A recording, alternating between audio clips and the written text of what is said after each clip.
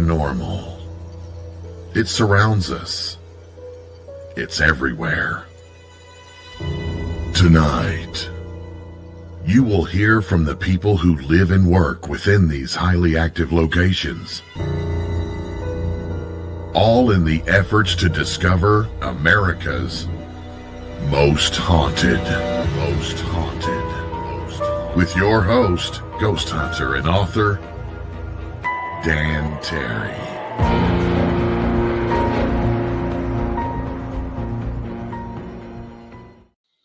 Good evening, boys and ghouls. I am Dan Terry, your ghost host with the most haunted. But you know what? We're going to go more into the conspiracy thing tonight. You all know how much I love the conspiracy.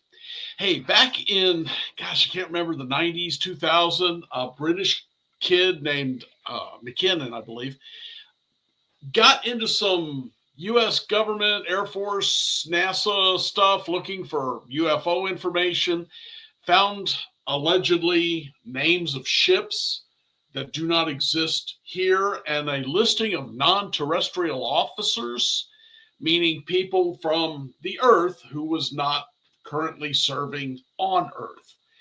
Well, that started this whole thing with whether or not we have a secret space fleet.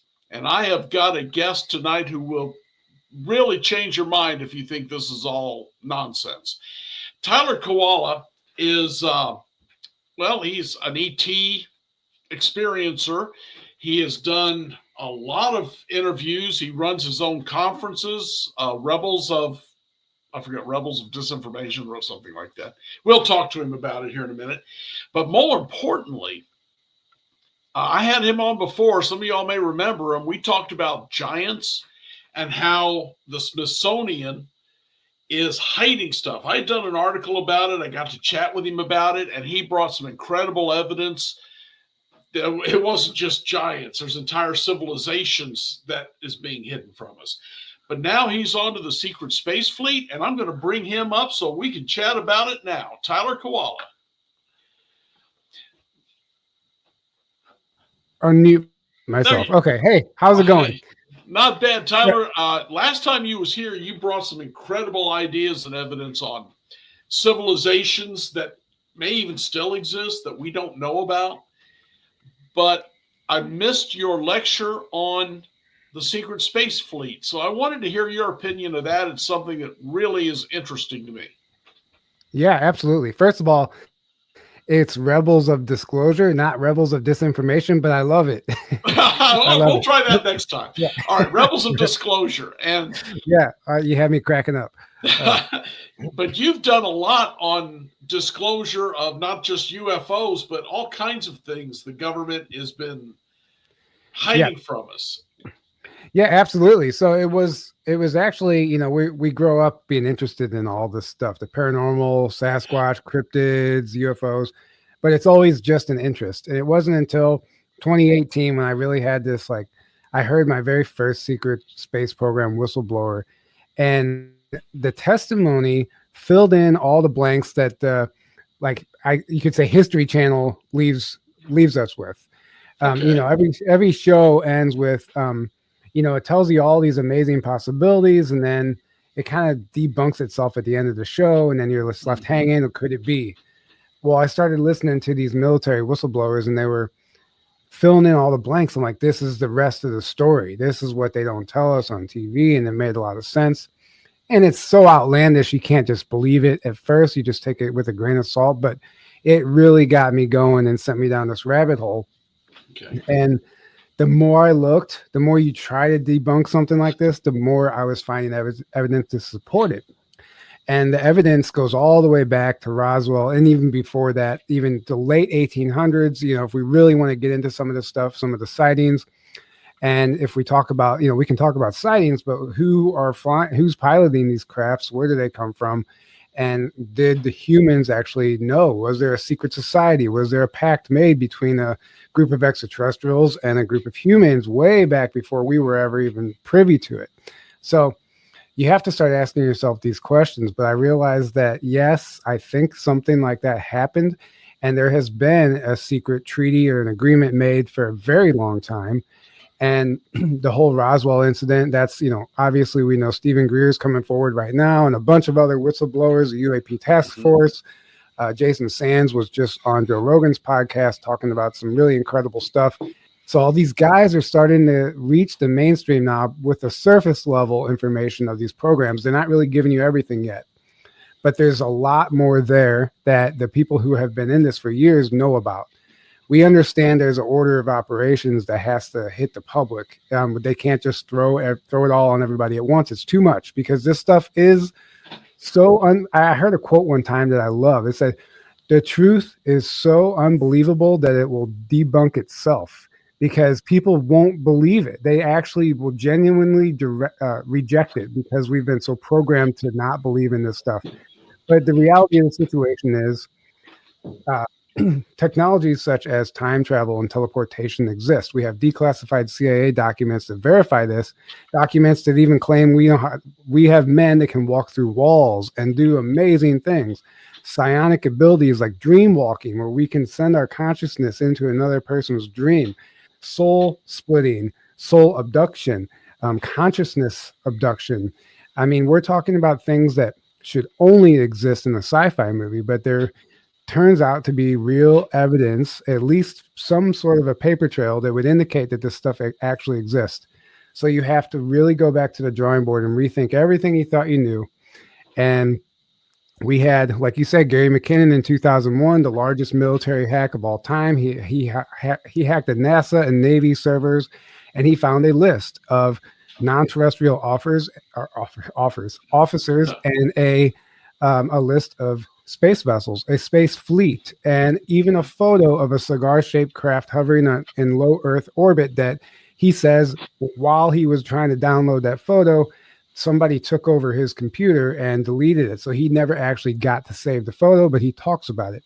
By the way, Gary McKinnon is back on the scene. He just resurfaced on X a couple weeks ago, Twitter, after decades of hiding, because he now feels it's safe to come forward and start talking again, because he was kind of threatened and scared into silence. But the only reason they didn't put him away is because of something called the discovery process in a lawsuit, where both parties have to bring evidence to the table, and it would be damning to the actual solar warden program that they're trying to keep secret if they were to take it to trial. So it was better just to leave it alone.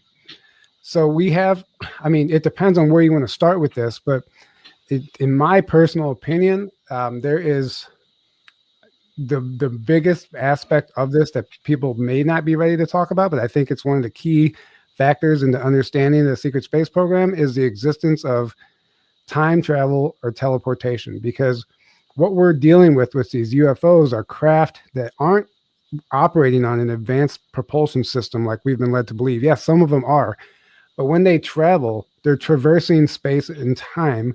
They are bending time, and in some cases, traveling even in another dimension through something they call dimensional shift technology that was developed or reverse engineered and implemented during the Philadelphia experiment.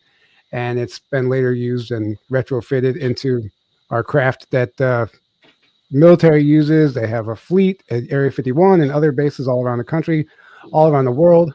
We would look up in the sky and think they're UFOs, but quite possibly they're our own reverse craft. So I'll pause there and let you ask any questions that you want.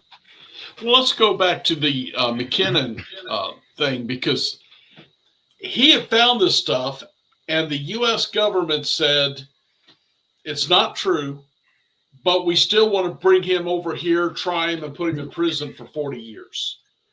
And they fought for years. I think the British government refused to let them come and get him, didn't they?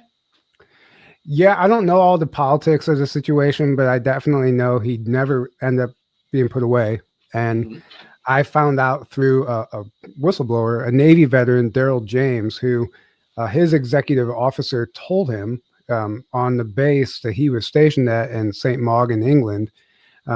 Whenever he was being read in on the Solar Warden program, the Navy Space Command, he didn't believe it. So one of their selling points was to the new recruits was, the Gary McKinnon story, the hack? And they're like, yeah. And they're like, that was real. It's all real. Everything he found is real. And then they explained to him that it was through the discovery process that he ended up getting away, because they realized like the only way they could even put him away was to prove that what he found didn't exist. But it would just open the door that they didn't want to open. So he got lucky.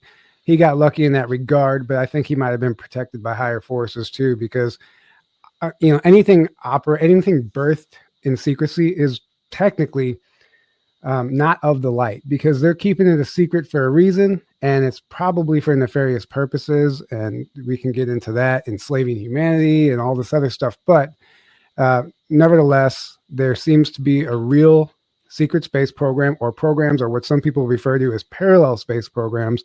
We had the Dog and Pony Show with NASA, and that gets into Werner von Braun and Project Paperclip in World War II, and how the paperclip Nazis came over here. And they were given new identities that were literally paper clipped onto like a clipboard, and it was Project Paperclip.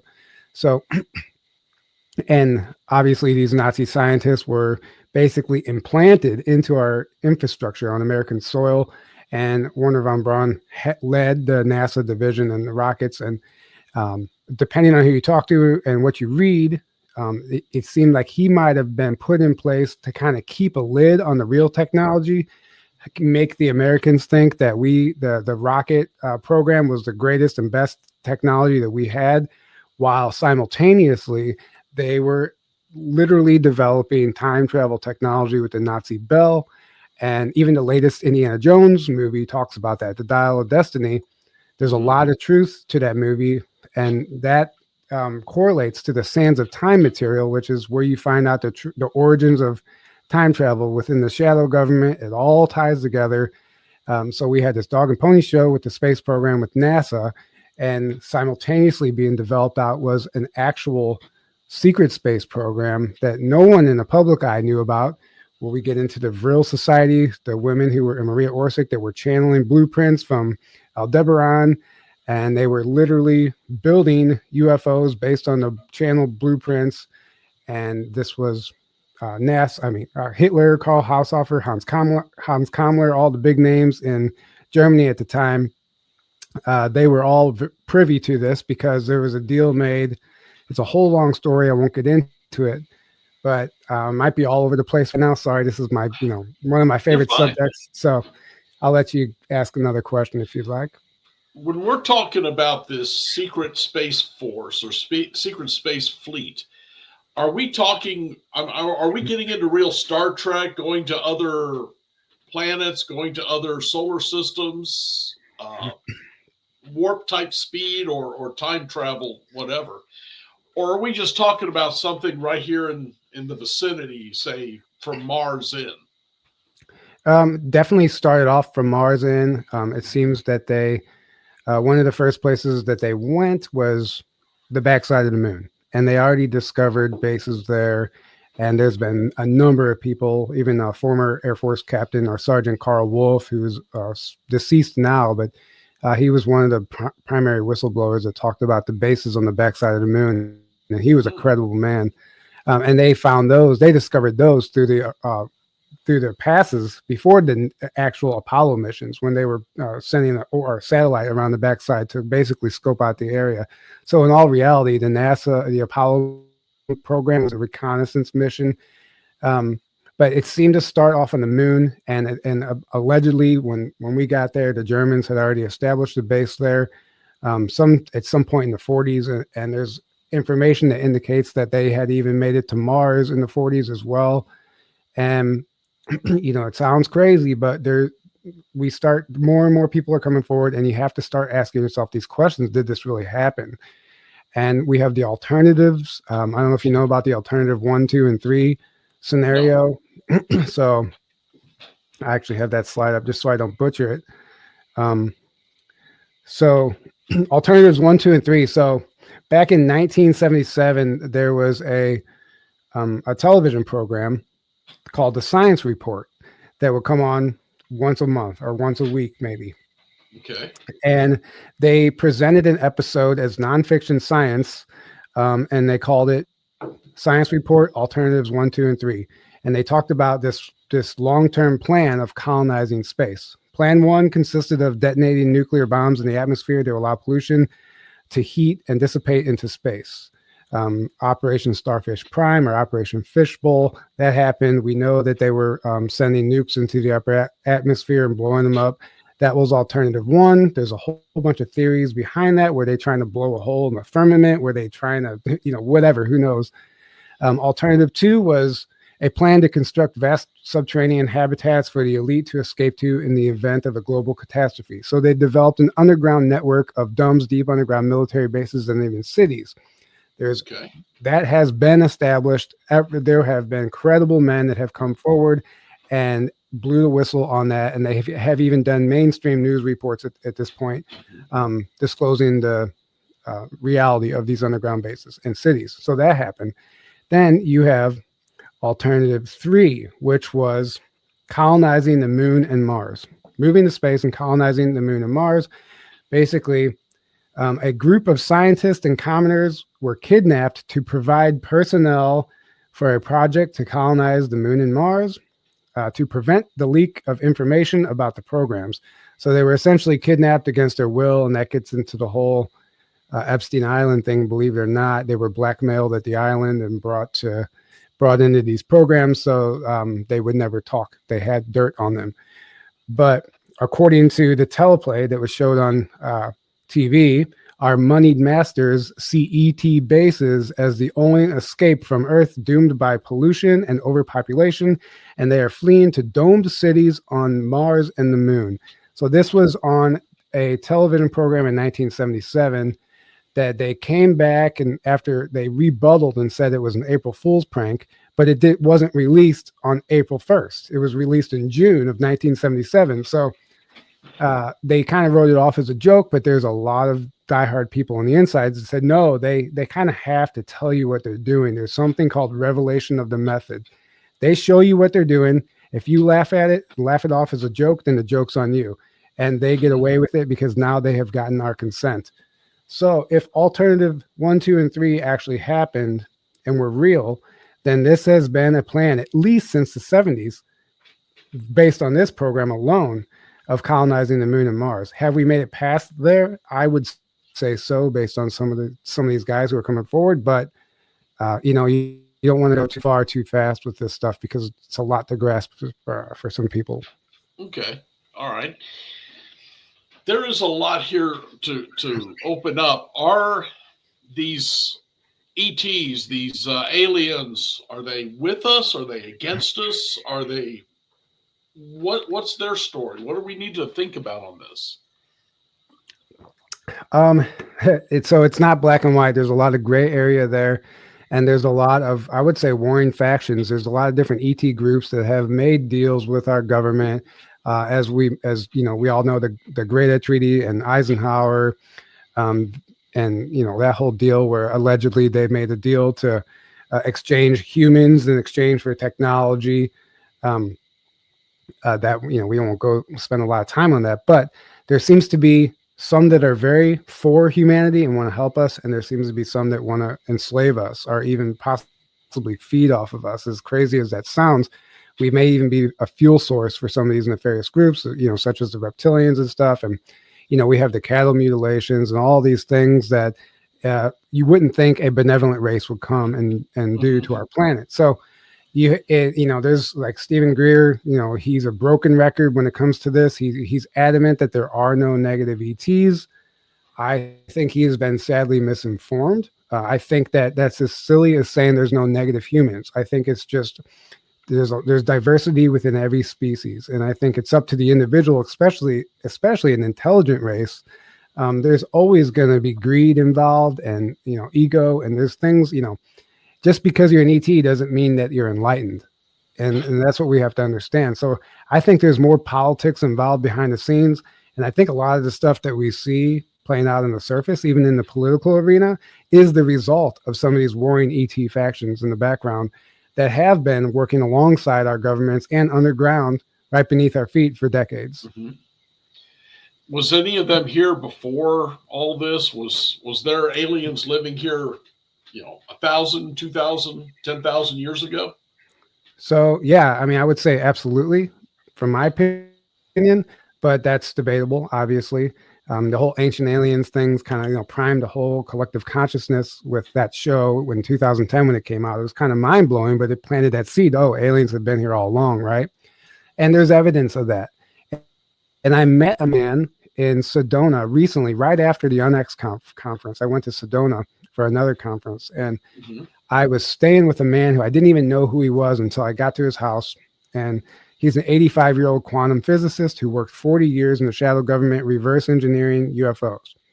Wow. And he had some of the most incredible stories I've ever heard. I tried my very best to convince him to go on camera to do an interview, and he would not do it. He said he was scared. I think he was scared in the silence because he said he was told that anybody that filmed him wouldn't make it across the street alive with the footage if he shared what he knew on camera. So I did an interview with him, but it was all by memory. And he told me that he worked in the underground bases. He was basically fast tracked through the Air Force because of his IQ scores and a number of other things, psychic abilities and stuff that he had that they look for recruits for the unacknowledged special access programs, which he was brought into, or the private sector, as he called it.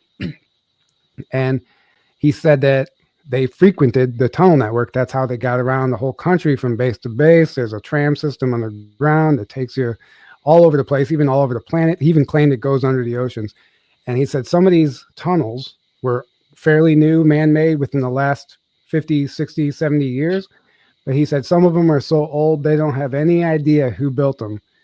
And he said that there were teams that he watched go in. They were trying to date these tunnels because they had been vitrified. Whenever the tunnel is created, it's done with a plasma type of technology that turns the rock essentially into glass, and it coats the tunnel with a vitrification process that makes it basically indestructible. It won't even collapse in on itself, even in an earthquake. So they're virtually indestructible. But he said their best guess was that some of these tunnels were made at least 200 million years ago. That's what he told me. He goes, I'm not exaggerating with that number. He goes, I saw the team, I knew the guys, and they're dating for the tunnels that have existed on this planet go all the way back 200 million years, meaning that there has been a history that has been kept secret from us that we would blow our socks off if we learn the truth about. So even the guys on the know don't know who built those tunnels. They're so old. Wow. Is this going to link back to whatever's going on in Antarctica? Absolutely. Yeah. So Antarctica is basically, man, there's a lot of stories about Antarctica. Basically every possible conspiracy theory you can think of might be happening in Antarctica. And, we can just pick one. But I like to go back to, there's a guy we've interviewed a couple times. His name is John Warner IV. His father was John Warner. He was a senator in the 70s, but he was Secretary of the Navy as well in the 70s. And there was a movie called The Final Countdown that came out in 1980. Kirk Douglas, yeah. Yeah. So he was... John Warner went to the premiere of that film with his father, who was the Secretary of the Navy. And he said the whole theater it was like a private screening, and the whole theater was filled with top Navy brass and politicians. And he didn't understand what this special event was. They watched the movie, got up and applauded. And afterwards he said, the Secretary of the Navy said to the president, I think the president was there. He said, Mr. President, with your permission, we now have your new recruitment film, something along those lines. I think I'm butchering that story. Either way, the whole plan for that movie was to be a Navy recruitment film. And he was scratching his head. He's like, why would a movie about time travel and portals be a Navy recruitment film? Why would all the top brass and politicians in the country be at the premiere of this unless it was real, which it was, because it dealt with the Philadelphia experiment. And what they were trying to do with the Philadelphia experiment was basically go back in time 15 minutes before an attack to prevent the attack or, counterstrike first. So okay, Tyler, let's stop right here for a quick commercial break. And then I want to get back with you and talk about that attorney Whatever his name was, who said he was part of this at one time, part of this Okay. time travel experiment. Yeah, But Andrew we'll be back Bashado. in just a moment. Yes, Okay. that's it.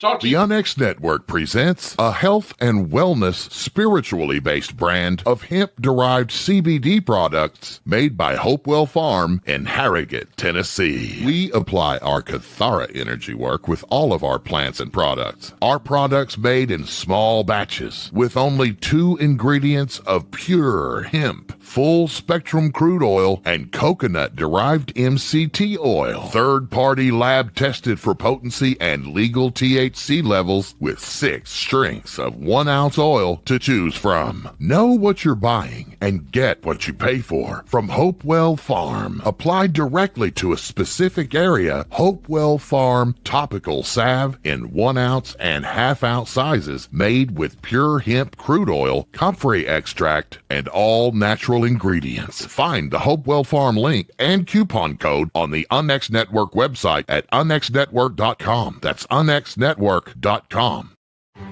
Tickets are now on sale for Rebels of Disclosure 2025, May 12th through the 15th in Grafton, Illinois at the beautiful Pierre Marquette Lodge and Conference Center. This will be a 4-day event with 12 speakers covering topics such as ET contact, experiencer testimonies, lost history, secret space programs, time travel, Illuminati, parallel realities, and so much more. Visit journeytotruth.online for more details.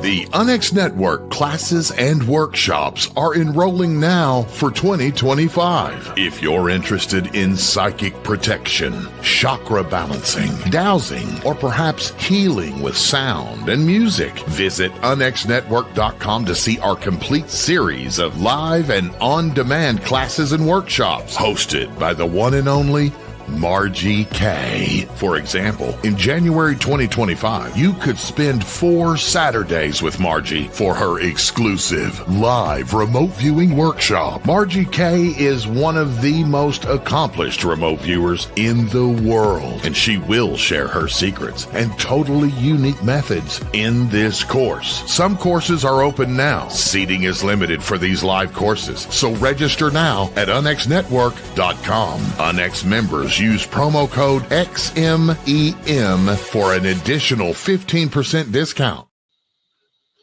All right, Tyler, go ahead. Okay. So the point I was getting to was that John Warner, the Secretary of the Navy, I personally know his son, John Warner IV, and his son told me that when he asked his dad about what was going on in Antarctica, his dad would always give him some bullshit fluff answer. And he's like, come on, Dad. He's like, I overhear your conversations. Why is Antarctica the hot spot? Why are all these countries going down there for these meetings and making these business deals and claiming land down there? And he said, I can't tell you, but there's 2 words I can tell you. And he said, what? He goes, space operations. And that's all I told him. And there have been a number of people that claim that that is one of the major spaceports on the planet where they can come and go from the planet without the public ever knowing about it, because we don't really have access to it. It's a no-fly zone for commercial airliners. There's a number of reasons we can't go there. You can go there, but you can't access the parts that are, classified. And there's a neutrino detector down there that is used for intergalactic communication, essentially. There's a guy, Eric Hecker, who blew the whistle on that, and he spoke at Stephen Greer's last press conference.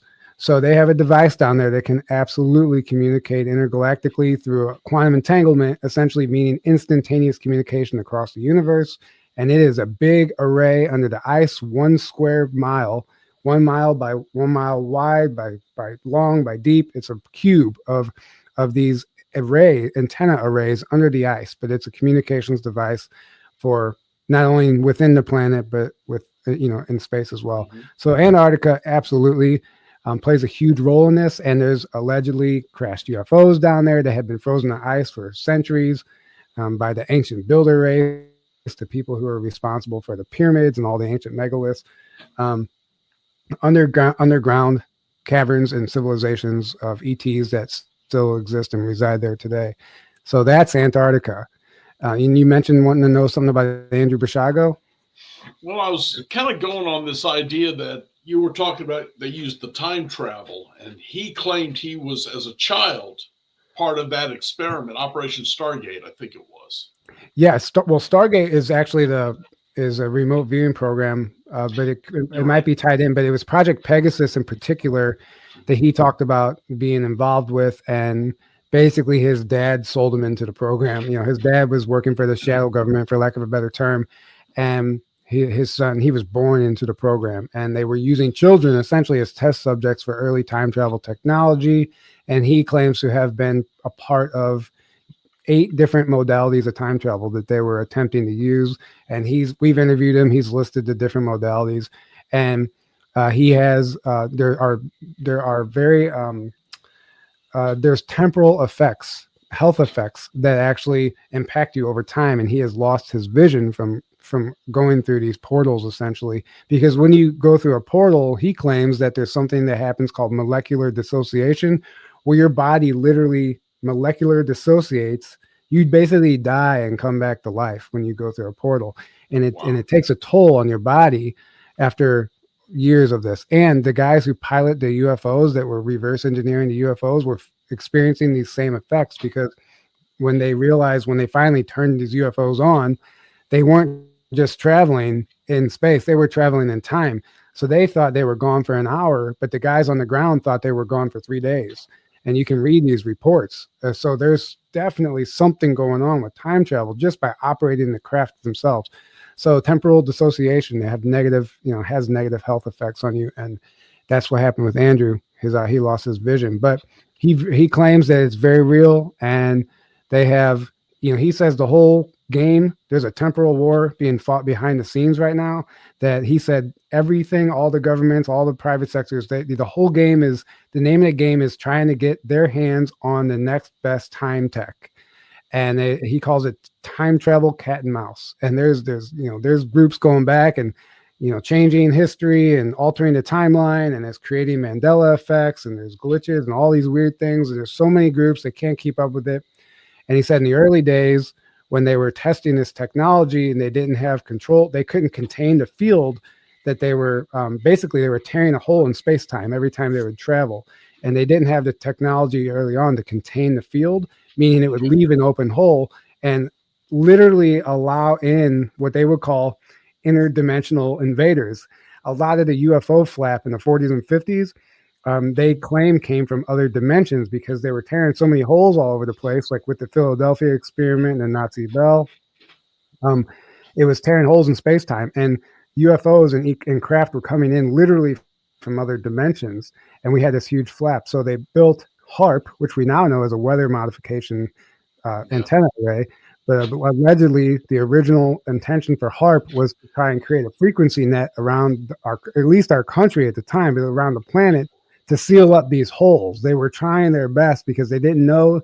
They thought they just royally screwed up, and we were inviting in all these, who knew who we were inviting into our airspace, but it was a major national security risk. So, that's where time travel comes in. And the Nazi Bell, when it disappeared from the German base in 1945, it reappeared in Pittsburgh, Pennsylvania in 1965.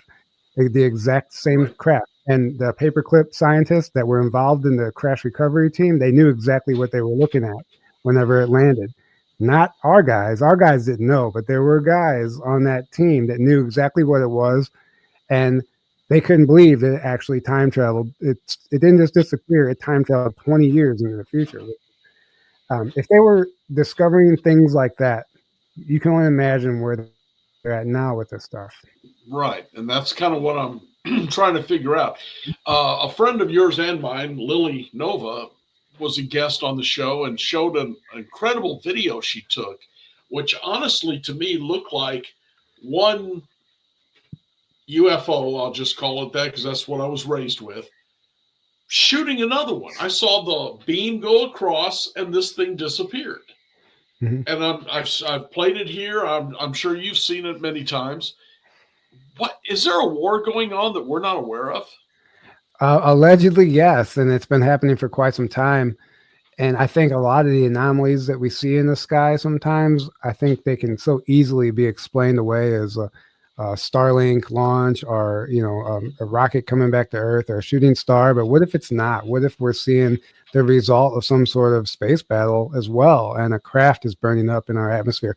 I mean, we can only speculate, but there's information out there that would point to that being the case. I would say it's definitely not off the table. Um, I mean, I'd like to think that that wouldn't ever come to our doorstep and things won't get serious. But I think that's part of the reason this is kept a secret, because if we knew the war that was really taking place between these groups, they can't control that narrative, you know. So is that what our secret space fleet is doing? Are they defending us, or standing guard, or what do you think they're doing now? yeah, so Solar Warden is exactly doing what a warden would do. It's protecting our airspace, and that fleet was birthed of the U.S. Navy, and out of, I think they call it the Melton Johnson Air Base in Nevada, whatever. It's not Area 51, but that's where the original, what they call the Nebraska Space Fleet, and that's just a nickname for it, allegedly. I don't know if that's true, but they developed a space fleet that was originally designed to go out and protect our airspace. And their original command and control center was actually in the Cayman Islands. They had an underground facility in the Cayman Islands where King Charles had his home and is still there. The airport, the royal family owns the Cayman Islands, but allegedly that's where they would monitor all space activity, any air. It was like the air traffic control tower for the planet. And they would know anything that came into our airspace and miles, days before it would ever get here. So there's a whole argument like there's nothing that's showing up in our airspace that we don't know about, unless it's slipping through another dimension, which they have something called the Dial of Destiny, like in the Indiana Jones movie, that can detect fissures in time. So they know when and where there's going to be a fissure in time where something could slip through, so they can defend that space. There's a lot of truth to this stuff. And yeah, go ahead. No, I'm trying to place all this in my head because I'm seeing, of course, being a 60s kid, being raised really in the 70s, I remember the Star Trek, the Federation, and we were out there defending other planets. And is that kind of thing actually going on, or is this something more diabolical? Yeah, I think absolutely. The Star Trek, they keep talking about we're entering the Star Trek future, maybe in the public eye, but the stuff that we see in Star Trek has already been done by the Navy and the secret space program, and at least since the 80s in the United States, whenever the Navy secret space program really took off. And that would have looked very much like a Star Trek scenario. And you can get into Gene Roddenberry, and I forget the other name, but a lot of the early Star Trek scripts were actually channeled information that people were, I forget the name of the individual. I don't have it memorized, but I do know this is a true story. A lot of the early scripts were channeled information, and some of them were CIA approved scripts as well. And the CIA has something they call I can't remember, the entertainment military industrial complex or something, but it's basically where the CIA has a division where they have to pre-approve Hollywood scripts before they can actually make it out into Hollywood. And Star Trek was on that list. And, so they approve stuff and they have to tell you what they're doing, like I said, because of revelation of the method. But I think that the Star Trek scenario, it was very real. And I think it was based on the secret space program, at least in Solar Warden. So you think we have Americans, or at least humans, up there to defend the planet from whatever's coming through? Yeah, and a lot of people think that's what Space Force is. The guys on the inside said that Space Force basically was just Solar Warden rebranded. It's not anything new. We get this kind of fluff cover story, but the shirt I'm wearing right now is a U.S. Navy patent for one of the Black Triangle craft. It's a TR-3B, but this patent is a mass reduction.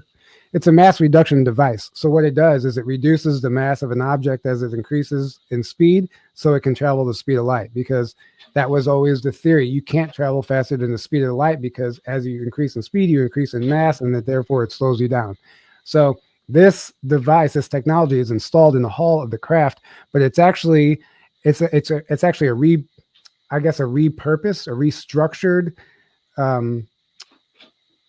patent from an original patent by Nikola Tesla in the 20s, where he had a patent very similar, which it wasn't called a mass reduction device, but it was the same exact technology, meaning that it's been around since the 20s, this technology, to allow us to at least travel the speed of light. And the Tesla's patent is out there to prove this, if anybody wants to go look it up, but I forgot the name of the actual patent.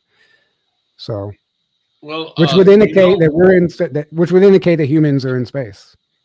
We know that Tesla's stuff was ransacked by the government and taken away after his death. Right. And he had years of training or years of ideas that were just missing. Yeah. So, I mean, somebody got their hands on that and is in the know, and that's been the big secret. It's not like the big secret. They don't care if we know about aliens or UFOs. That they basically came out and told us that exists at this point. The real scenario is who they are and where they come from, and the real game that's going on of time travel, cat and mouse. And that's what I think that the real secret is that we are a time traveling civilization, and they don't want us to know that. Well, if it is, then that explains, and I am one myself, that I distinctly remember the guy who became the African president, the whole thing's named after, dying in prison. I remember when he come out. What's that? Mandela, yeah. Yes, I remember when Nelson Mandela died in prison. Right. It was in Time magazine. I read it in high school in my senior year, I think. It happened. And then suddenly he's alive and, running for African president, which he won. Yeah. Yeah. So, I mean, so that gets into something. We just interviewed a guy. We've interviewed him 4 times. He's a former U.S. Air Force guy, whatever. And he was born on a military base and brought into these programs and knows them inside and out. And he is talking about something, what he calls Temporal Management Command. And they're run by the U.S. Navy. And what they do is they literally monitor the timeline for deviations in time, for different groups that are going back and changing something in history at significant points, like Abraham Lincoln's death or whatever it might be, a turning point in history. They're altering the timeline, creating a deviation, therefore creating what we would know as a Mandela effect, because something changes, but they don't really know what's going to change. And so then this team, he says that TMC, he calls them Temporal Management Command, their job is to go back and slowly nudge the timeline back on track. It can't be done in one shot because it would be too abrupt. So they have to go back through and they basically monitor that timeline and see what's changed, and then go send people through time to basically nudge the timeline ever so slightly until we're back on course. And he said, this is going on all the time. Now, it sounds absolutely nuts, but he said this base is located out of Fort Bragg in North Carolina. He said beneath that base is one of the biggest laboratories on this planet that goes levels below ground. And most of the top secret technology is being developed out there. And there are thousands of scientists working there, according to him. Mm-hmm. There's a lady here, I'm drawing a blank on her name, but I interviewed her a while back. She lives here in Western North Carolina. And where she lives, she swears there's an underground military base, and weird things have been seen. Huge tractor trailers with weird equipment disappear into the woods, never come back out. There's a lot of stuff going on in the Western North Carolina. Yeah, absolutely. And not just there, Sedona, the whole Southwest is another hub. Colorado Springs, especially. There's a number of bases, including Cheyenne Mountain, which we're all familiar with from the Stargate SG-1 series, which is allegedly based on real classified or declassified programs. Probably not, they haven't been declassified, but you know what I mean. And actually, the quantum physicist, the guy I met in Sedona, that told me he was part of these reverse engineering projects, UFO projects. He told me he goes, "You've seen Stargate, right?" And I was like, "Yeah." He goes, "I can't stress enough how true that show is." He goes, "That is really happening." He said, "There are stargates and under a number of bases that go to other planets, and that's how we traverse the universe." He claimed that he himself has been to other planets through the Stargate. So, wow. And, I hate going back to Star Trek, but Star Trek Enterprise, the first 3 seasons was about a temporal Cold War. And that seems to be what you're describing. yeah, absolutely. And I mean, that was way before my time. I mean, the Star Trek, the original stuff. I haven't even seen the original stuff. I've only seen like, the more modern stuff. So, but they get that idea from somewhere, right? Yeah. Yeah. Enterprise, I think, come out in '98, but the whole first 3 seasons was. Oh, okay. You're not talking about like the original Star Trek. Okay, I see. Yeah. So the Enterprise, a temporal Cold War. Yeah, I mean makes perfect sense to me. Why are they allowed to show if this is supposed to be the big secret? Well, like I said, for one, there's something that is called the Continuing Public Acclamation Act. It's by law that they have to show us in some way to acclimate the public for an inevitable future of this stuff becoming a reality. And I don't know who was behind that treaty, but it is a real thing. You can look up yourself. I have the book right over there actually that talks about it. So there's that. And then there's the other thing I said called revelation of the method. They have to tell you what you're doing to get your consent. So they're telling us it's all hiding in plain sight, but it's up to us. If we laugh it off, then the joke's on us, right? Like we choose not to believe it. We're like, oh, that's not real. They would tell us if they were doing that. But the thing is they really are telling you. They're just doing it in a weird roundabout way because that's how they maintain the secrecy, right? And a lot of this stuff, there are actual national security concerns that, it would be nice to rip the Band-Aid off and just let us know about everything. But in reality, like when you get into the politics of it, you can't do that. And it makes a lot of sense if you start to understand it, But it's pretty amazing, I think, what's going on. And there's no shortage of guys coming forward right now. There's so many. I mean, the fact that Joe Rogan just interviewed Jason Sands, who's the guy who claims to be part of these programs, and he only scratched the surface on the episode of what he was involved in. But we're getting there. We're getting there. The seed is being planted into the collective consciousness. Our kids are being born into a world where we are not alone. You don't have to fight for that narrative anymore. ETs are real. UFOs are real. We have reverse engineered technology. They have come out and said it. Now, however they choose to control that narrative is up to them, and it's up to us to discern whether or not we're getting the full truth. Because you have to imagine they're trying to navigate a fine line of concealing and revealing. They're trying to conceal what they can and reveal what they can, because they're not, let's be honest, they're not going to come out and tell on themselves and blackmail themselves, because this is a national scandal. If we really break it down, lives have been lost. People have been killed. Blood is on their hands. There is treason involved, and they're not going to come out and say, oh yeah, it's all real, because the finger is going to be pointed back at them.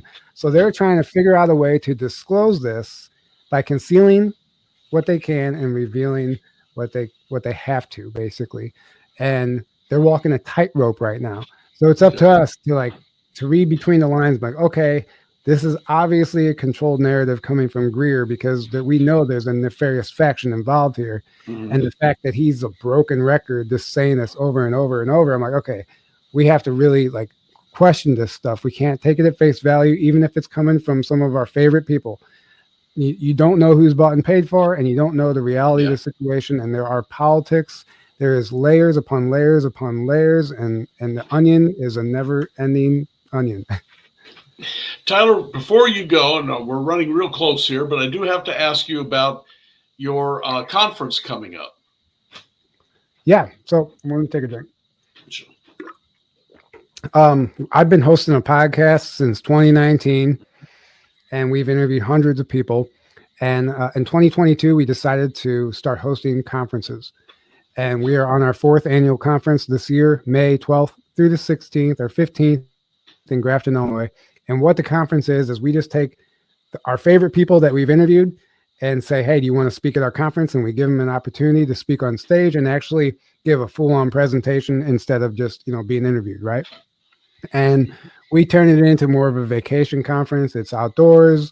It's in the Pure Marquette Lodge and Conference Center in beautiful Grafton, Illinois. So the conference hall is indoors, but it's just we do sky watches and bonfires, and we go to Cahokia Mounds afterwards as like a little field trip. And it's kind of like a vacation conference. It's not just like a seminar in a hotel.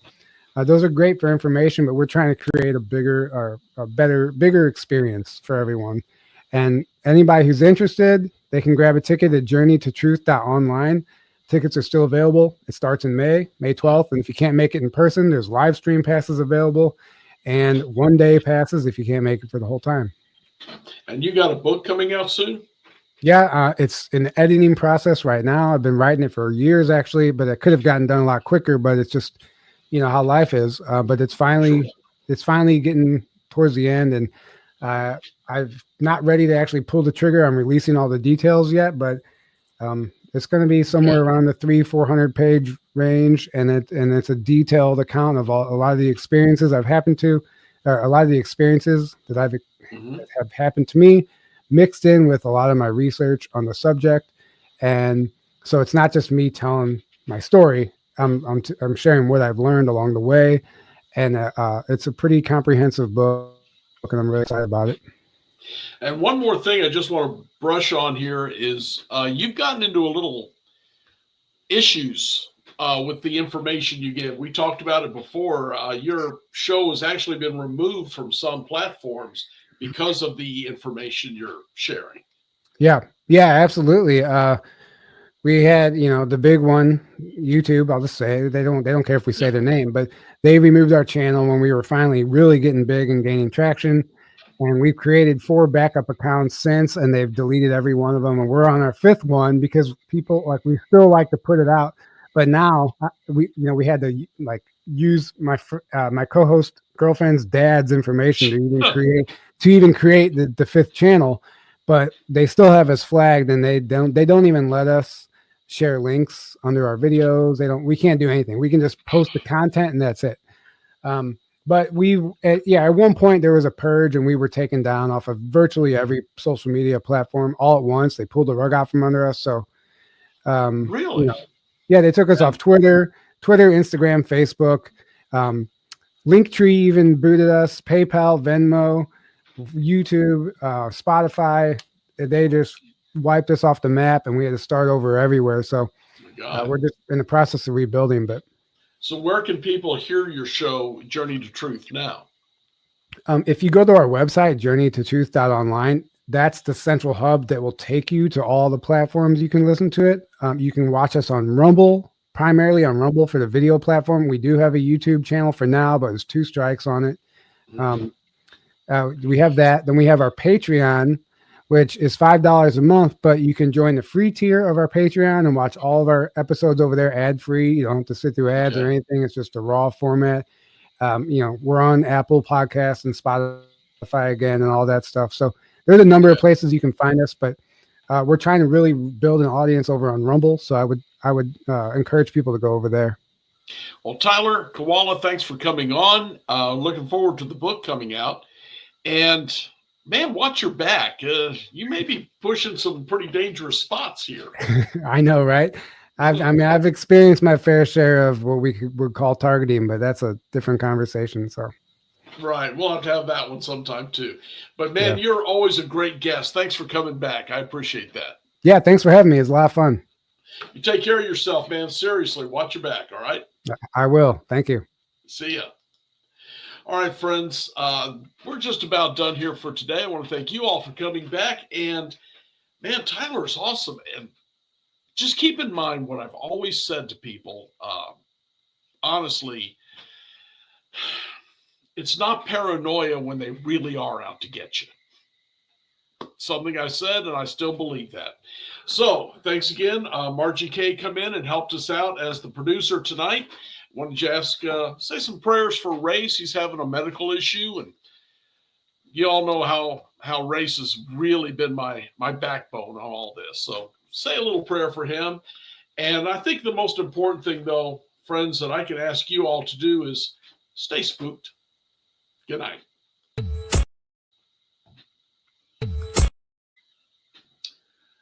Or don't.